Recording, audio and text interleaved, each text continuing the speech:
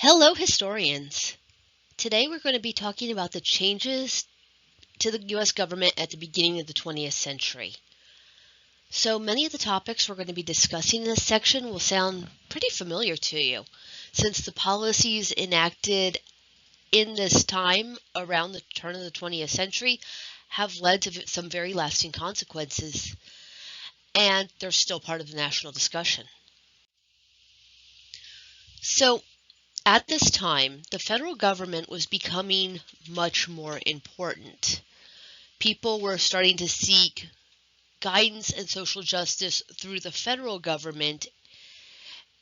And this is a lot of the consequence of the Civil War and the amendments, the 13th, 14th, and 15th Amendments had a clause in them saying that the federal government had the ability to enforce those. And at this time now, how the Bill of Rights applied to the state governments was starting to be tested through the Supreme Court. So anyway, at this time again, Republicans and Democrats were kind of pretty evenly split. The Democrats in the South held the majority power, although there were Republicans in the South, and Republicans in the North held power there, although there were Northern Democrats. The Northern Democrats were courting immigrants in the North, so people coming over from Ireland, from Italy, from different parts of the world, they were being specifically courted by the Northern Democrats, so it was a different dynamic. And it was helping establish the party machines there. Political machines had been important throughout, but now at this time they were gaining even more power. Most states were loyal to either Republicans or Democrats. There were very few swing states. And an interesting phenomena of the time is that 78% of the voters were voting.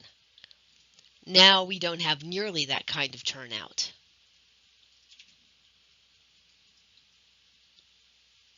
Okay. So, if you look at the Constitution, if you read the Constitution, there's really not much that the federal government was required to do according to the Constitution.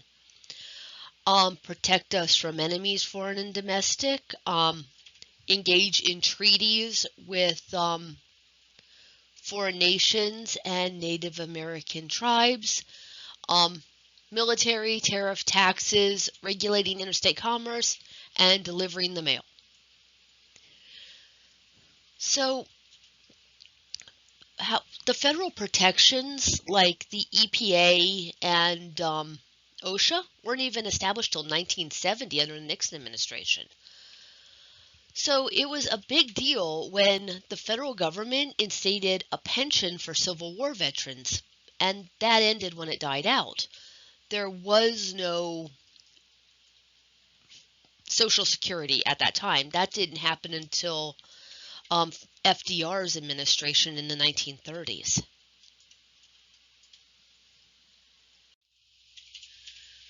Okay, so at this time,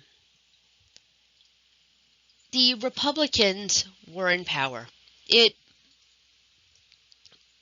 A Democrat wouldn't be in the White House again until Woodrow Wilson, so right around the time of World War I. His second campaign was he kept us out of war. So that's more than 40 years. So at this time, once again, Republicans were in power. There was two factions in the Republican Party. There were the stalwarts, stalwart meaning hold still, not going, the conservatives, and then the half-breeds, which was a term at the time meaning that they were still Republicans, but they wanted some kind of reform. Specifically, civil service reform was a big one, helping end machine politics. They wanted to make the government more equitable. So in 1881, President Garfield was shot in the back by an assassin. And it took him a long time to die. He might have even recovered. Well, he probably would have recovered under today's medicine. But at the time, doctors weren't actually washing their hands. And every doctor that came and see him were poking their dirty fingers in the bullet wound. It wasn't a good scene. Oh, what was really cool is Alexander Graham Bell tried to introduce like a metal detector he invented to try to find the bullet, but it didn't work. So, after President Garfield died, Chester A. Arthur took the presidency. And in 1883, to appease the Republicans that wanted reform, he put in the Pendleton Civil Service Reform Act. And this was really important because under President Jackson specifically, well, there had been the spoils system, but President Jackson used it to great effect in that the new incoming president could remove all the federal employees that he wanted and replace them with people who had helped him win the campaign or friends or family members. So the Pendleton Civil Service Reform Act said that, okay, the president still can appoint people, but they have to be qualified for the job. Like maybe someone, the Postmaster General, should have to understand how to read addresses.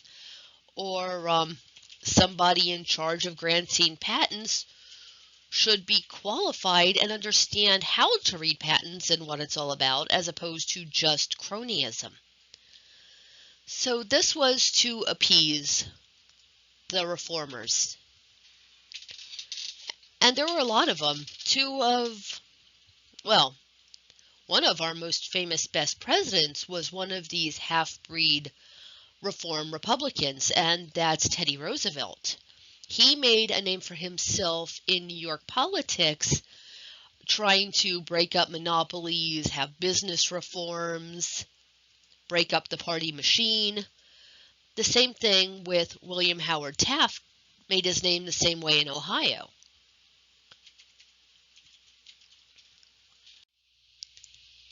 Here is a political cartoon from Puck Magazine. And this is an imagining of Chester A. Arthur after he took the presidency after Garfield died. So he's trying to keep things cool using the old conservative stalwart method, while independents, stalwarts, anti-monopoly Republicans, and various other Republican factions were all beating heat on him. He was in the hot seat, and he was getting stressed. President Garfield had been looking at reform before he died, and that put a lot of pressure on President Arthur, because the presidency wasn't as important a job as it is now. Various presidents in various generations took power, and then Congress took power, and then they have power. But the presidency now is stronger than it was then. And their biggest power was this power of patronage. They had about 10,000 appointments to government jobs that they could give to people who were loyal to them, who helped them get votes. So what's interesting is President McKinley, remember, he wasn't in love with this patronage idea. He was assassinated by a man who believed that McKinley owed him a job and McKinley wouldn't see him. So Arthur ended up in the presidency because of someone who felt that they had been cheated of a job that they should have been given.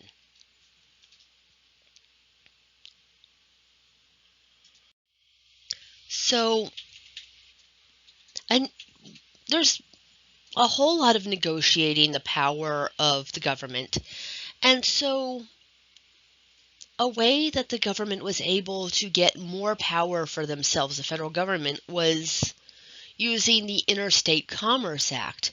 By enforcing their right to regulate trade between the states, they felt that they could exert a little bit of force. And so at one point they tried to say that any objects being sold that had used child labor couldn't be transported over state lines because they were trying to have a minimum age for work. So they wanted to get rid of child labor.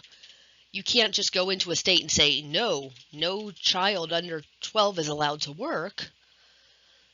Okay, they can't do that. States have that autonomy, but they can say that anything made by a child in one state can't be trafficked over to another state. Of course, that brought up lawsuits and caused grief. A very important part of legislation to come out of this era was the Sherman Antitrust Act.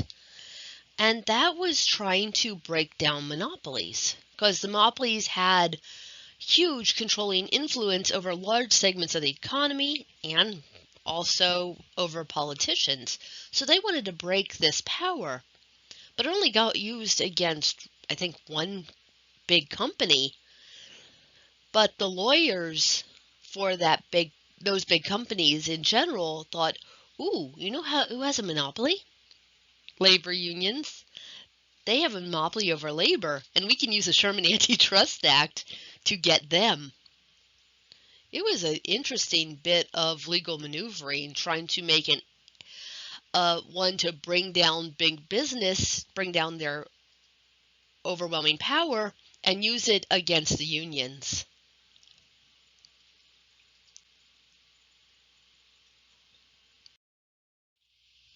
Okay, this is an important political cartoon, and you know I love me political cartoons because these are really information-rich primary sources. So this is, once again, from Puck Magazine. They had the best cartoons. So what we see here is people going into the Senate. It says Congress, but I'm going to assume they're senators. And you can tell the guy in the middle here is from Texas, right? So they are, hold on, let me see how to word this. Give me a second. The people, like the normal voting public, wanted change. They wanted to bring down the monopolies, so they wanted antitrust bills. So you can see there's blue and red. They didn't mean necessarily Republicans and Democrats then. They meant incumbent and minority party. And here you can see a yellow one too, which was, I think, probably the Populist Party, which I'm going to be talking about in a minute. So this is both sides. The Republicans and the Democrats and the Populists all wanted monopoly reform. They wanted to break the monopolies. And so what we're seeing here is, this word says rubbish. These senators walking into Congress after they'd been home working on these bills, promising their people they're working on bills, they're throwing them out before they ever get in because they don't actually want to introduce this anti-monopoly legislation. The monopolists are bankrolling them. So they're throwing them out, and here they have a garbage collector coming around and taking out the trash.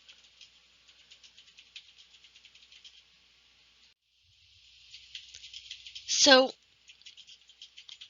There were two big political parties, as I mentioned. There were the Republicans and the Democrats.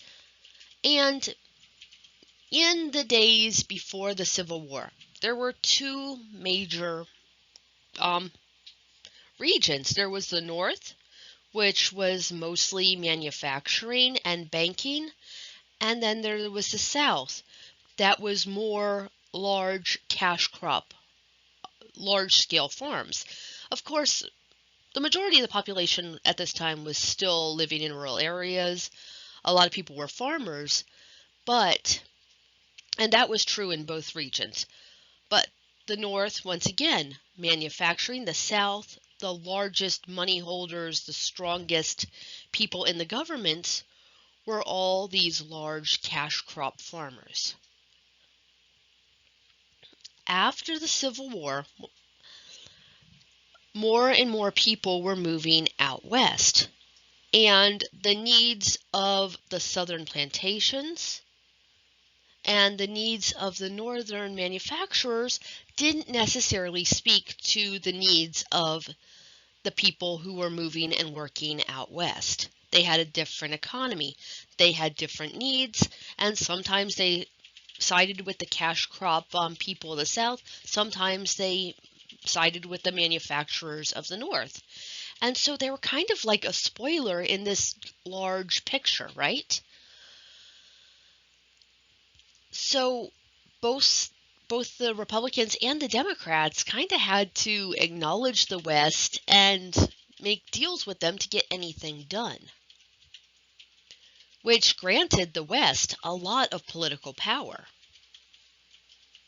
And their biggest problem is they didn't have access to currency. Neither the South nor the West had specie, hard money, to spend, which means they lived on credit.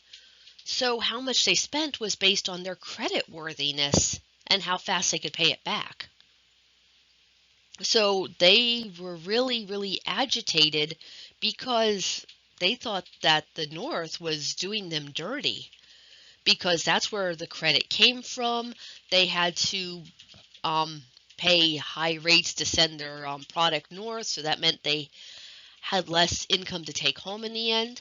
So with all the problems they were having, an important political movement was forming. And there's a couple different ones. The Grangers were the National Grange of the Patrons of Husbandry, long name, made sense back then, and the Farmers Alliance.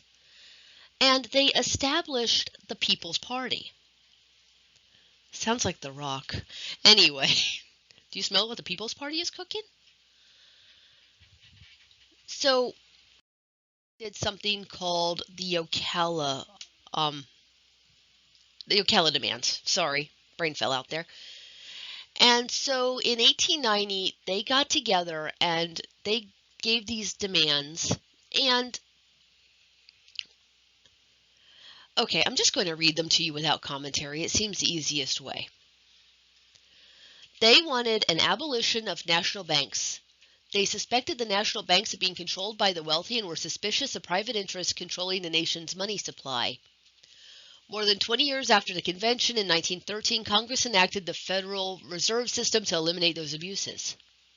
They wanted free and unlimited coinage of silver. They could actually, in the past, take their silver to the bank, have it printed into silver coins, and they could spend it. But then the crime of 73 said, no, we are on the gold standard, and you can only have gold made into money. So that means their access to money diminished even more because they could no longer take their silver. So they were fighting for bimetallism. They wanted that access to currency, so they ended up paying less because they could pay in cash. They wanted laws preventing land ownership by foreigners, as well as reclamation of land owned by railroads and large corporations in excess of what they needed. Yes, the don't sell land to foreigners does sound xenophobic, but what they were afraid of, what they were actually addressing, is companies like the railroad would buy miles and miles of land to the north and south of the East-West Railroad line and buy up all the prime land. so that they would have preferential access and they could sell it for so much more. And they wanted to just make sure that regular people could buy this land as opposed to big people who had more money. They also wanted laws to prevent the buildup of one industry at the expense of another. So once again, this is going after railroads in that they thought that, once again, the railroads having friends and allies and legislators in the East could get sweetheart deals, and the mining industry, the farmers, the ranchers would all have to pay more because they didn't have that access. And so they wanted laws to prevent this. This is an important one. They wanted a graduated tax on income.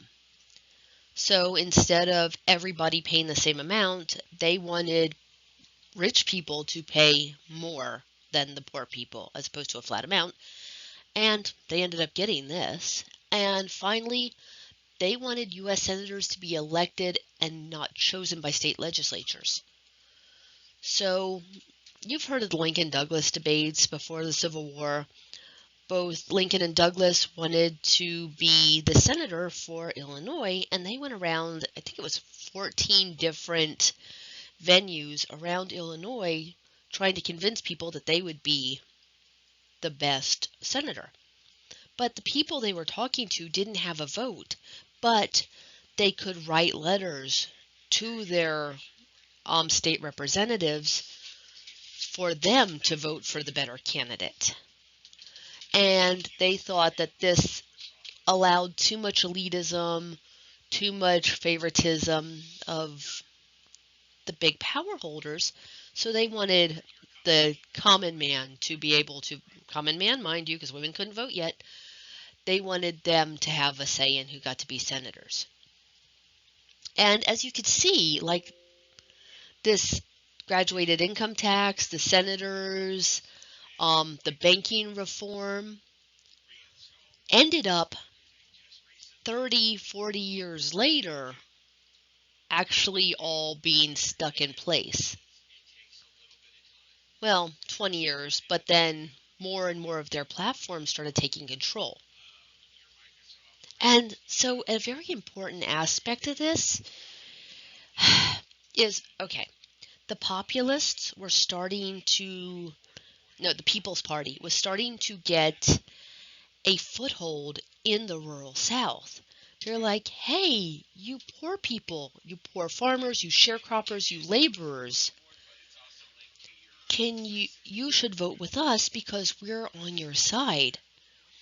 And they weren't discriminating. They were courting white and black voters, and they were putting up white and black candidates.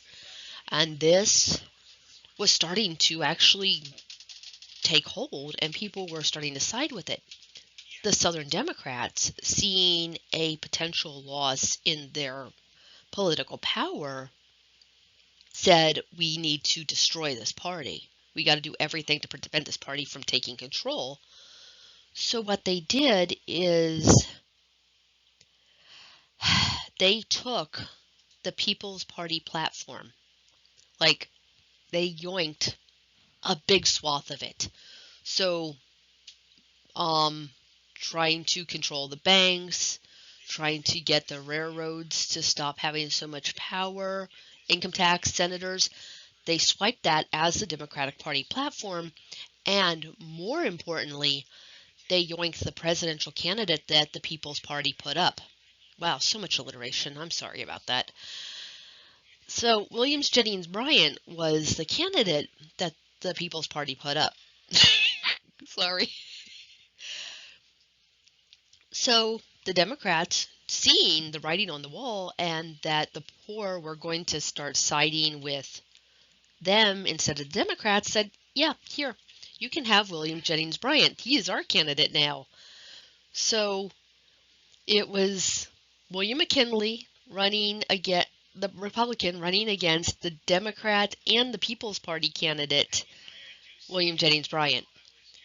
But the Democrats couldn't just say, hey, we're going to be People's Party now. They didn't want that. They still wanted to be in power. So they're like, you poor people can have all these good things that you want if we get segregation. And yeah, William Jennings Bryan was not about segregation. It wasn't his deal.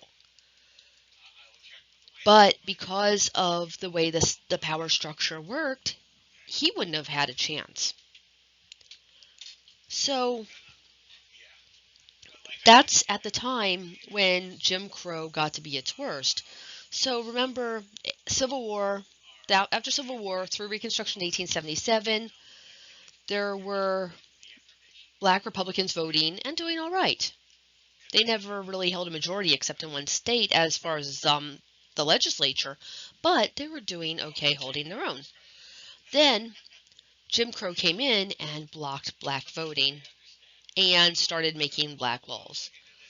But it was bad, but nothing nearly as horrible as it became after this People's Party platform got absorbed by the Democrats. That was the nadir of race relations in the South when they started segregating train cars. They started segregating things more and more, and the color line became so much more rigid. This is the time of Plessy versus Ferguson, because you know how Rosa Parks knew she was going to be the test case for desegregation of buses. So the Plessy-Ferguson case was supposed to be that test case. And so a light-skinned black man went to the train station, sat in the waiting room, and he announced, I think it was 1/16 or 1/8 black. And he announced this publicly, and he had informed lawyers, he had told the police that he was going to sit in there. He was arrested, and as you could tell, it went through all the different levels of court until it got to the Supreme Court. We had a segregationist Supreme Court, and they said, yes, separate but equal is fine. And from that Supreme Court case, segregation throughout the entire country became legal. Not all states were enforcing it so much. But in the South, they had carte blanche to run with segregation, and that didn't change until 1954 with the Brown versus Board of Education finding that separate but equal is inherently unequal. That's a lot for this slide. Okay, if you get a chance, this is really cool. It's a showing how a grain elevator works, because grain elevators were very, very important to the economy. So instead of small farmers being able, they sold their bags of grain, that bag of grain sold to another person, and they get paid for the bag of grain. They were able to sell grain in a way that it became like liquid. It was poured into a shared collective, and the shared collective was gone up into this grain elevator, and they were given a ticket that proved that they had given like 30 bushels of summer wheat grade A, and that actually became worth something.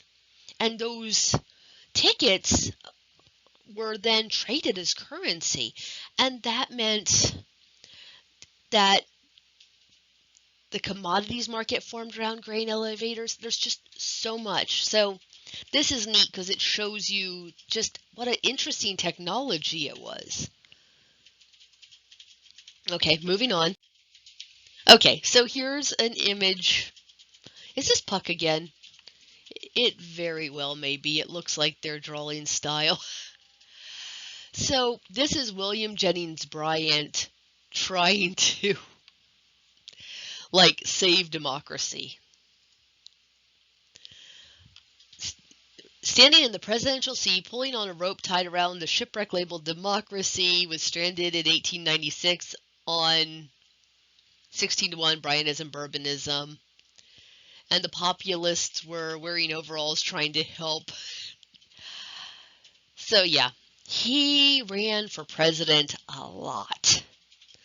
And what's really interesting about him is back in the day, it was almost completely unheard of for presidential candidates to campaign on their behalf.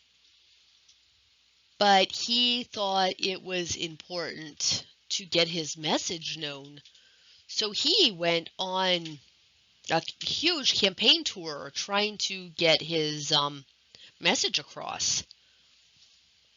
And William McKinley didn't actively campaign that same way, but he did sit on his front veranda in Ohio, on his front porch, and so many people got off the train and everything to come see him. He'd come out at certain times, like, the groundhog coming out for 3 weeks, So he would come out on his porch and, greet everybody, make some speeches, but he didn't go around campaigning. They tore up his lawn, destroyed his grass. But that's beside the point. So it was interesting that he was someone who actively campaigned.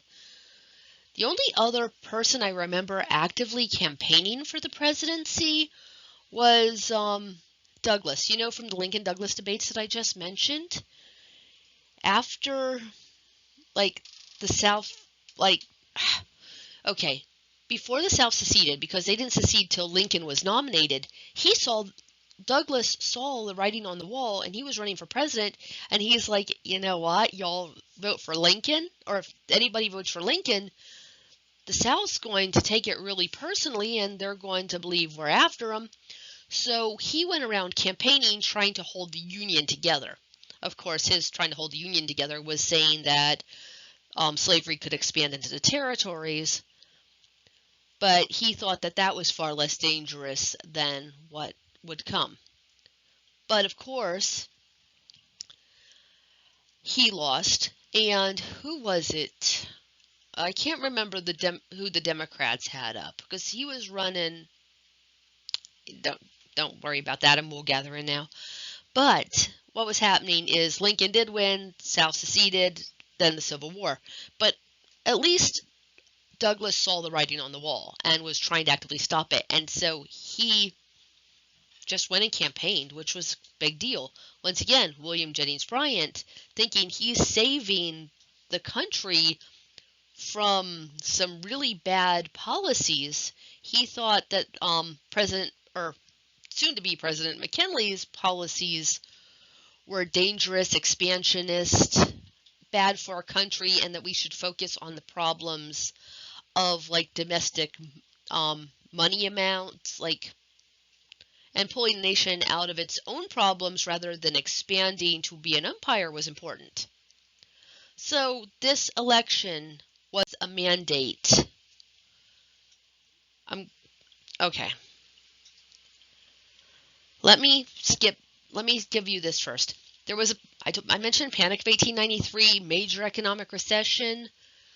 This is Coxley's army, and they were actually calling themselves the Army of the Commonwealth in Christ, and in 1884, they marched to Washington, gathering more and more people as they walked across the country trying to get jobs, because this was the Great Depression, where so many people were out of work. This was the worst economic depression that the country had ever seen until the Great Depression. So people were out of work, and these guys were marching, demanding jobs, demanding the federal government help them out, and get rid of the crime of 73, the gold standard, and put bimetallism in place. Now, okay, here's another picture of William Jennings Bryan making the cross of gold speech, saying we can't crucify the country on this cross of gold idea. So you could look it up and hear someone reading his speech. It's rather interesting. And this is someone critiquing him, saying he's using a false Christ-like narrative to put his ideas ahead. He was using religious imagery in his idea, saying that like the small farmer is like Christ being crucified, and this is somebody saying, yeah, no, he's using false Christianity for sale. Does politics ever change? Yeah, no. This just in. No, it does not.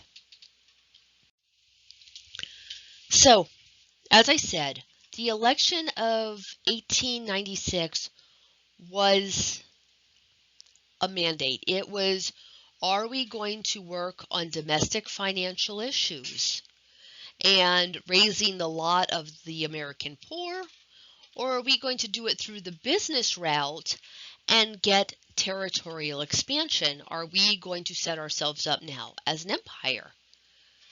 Let's expand, let's expand. So look at this vote. That's a 600,000 people difference. It's not that much of the actual popular vote here. 79% of the people were voting, by the way, which is a big, cool deal. I wish we'd do that again. Sorry, personal commentary, but it would be good if more people were actively engaged. Everybody thinks that. So the Electoral College, McKinley won by a large margin. And so our next presentation, I'm splitting this in two, will be on what that means once President McKinley becomes the President of the United States, on his policy of rational expansion and enlightened foreign policy. And that's what we'll pick up in the next lecture.